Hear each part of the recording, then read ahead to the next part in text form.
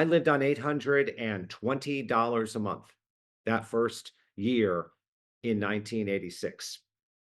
And I got that first job in publicity. I didn't like it. And then 10 months later, I heard about a job at the great Broadway producers, Barry and Fran Weissler's office. And what was so great about them is that they were producing, general managing, and booking. They were doing everything in house. So I wound up learning everything there. And I got to their office and I got a job in their booking division. And I became the guy who books the national tours of these great musicals in Nashville, in Detroit, in Phoenix, in Seattle, and Portland, and Denver. And I learned how the road works. And while I was working for them from 10 to 7, I was also doing shows at night with my best friends, Andrew Lippa, where we were doing new musicals or other musicals at synagogues and churches all over New York. You do it as an amateur, you do it as community theater with your friends. And by the way, just to go back in history, if you go to the 19 teens, Eugene O'Neill, who comes from a theatrical family, is doing community theater with his friends in the West Village. It's amateur theater.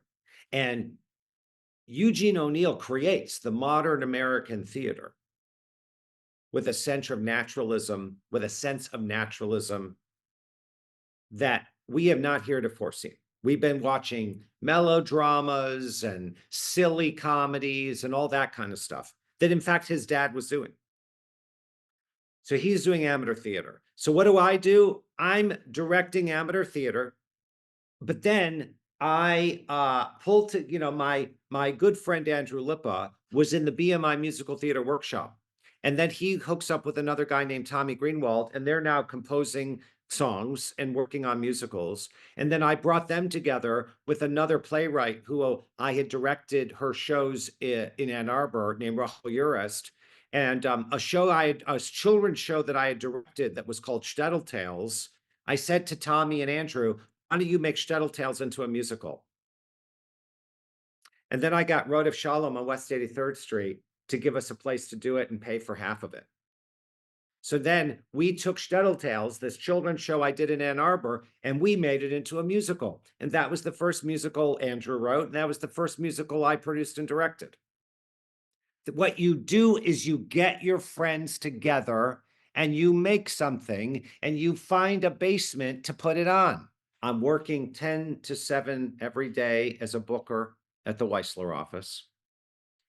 Another of the assistants at the office named Beth Emelson, who works for Barry, says to me, my friend is doing a presentation tonight. Do you want to go with me? She shows me a flyer.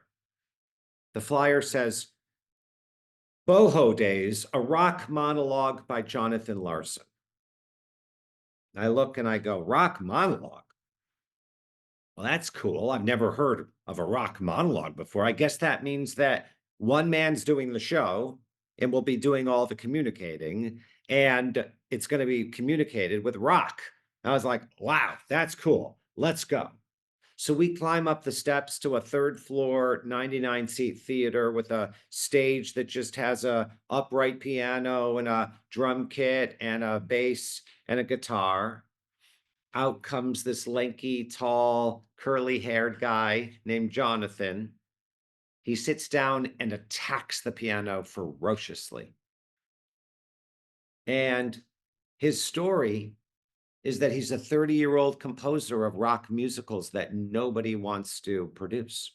His story is that he lives in the 4th floor walk-up on Greenwich Street where there's a bathtub in the kitchen, and he has to work as a waiter at the Moondance Diner to pay his rent.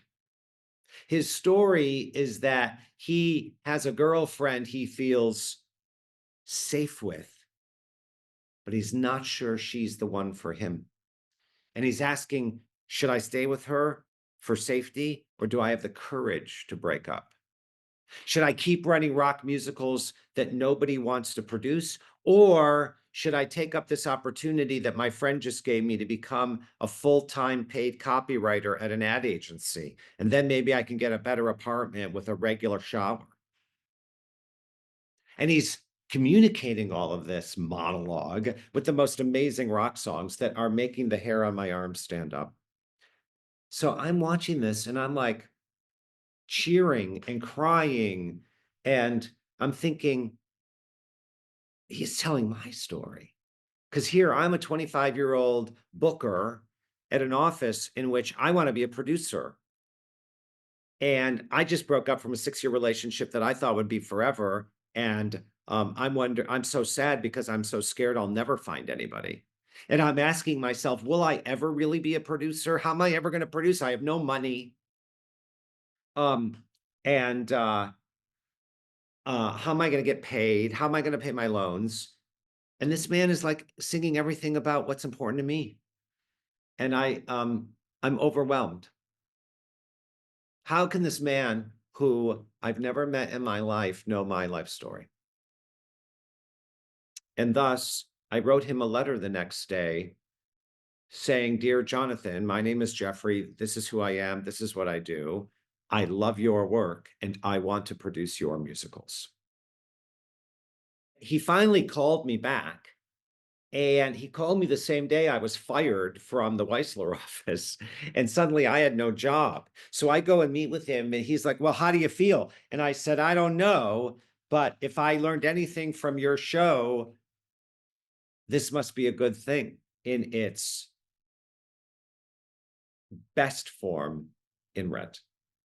So when he starts working on Rent, which he says, "I want to do La Boheme in the East Village where Mimi has AIDS instead of tuberculosis," I'm like, I'm in. I love that idea. I mean, it was David Geffen who said to me, "Jeffrey, it's all about your next show. So as soon as if you're lucky, if you can produce a great show and it runs for many years, because you know what? That's the thing that's going to help finance your next show." So Rent provided many gifts to millions of people.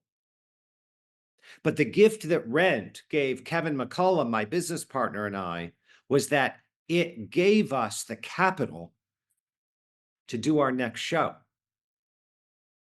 And there is no Avenue Q without Rent.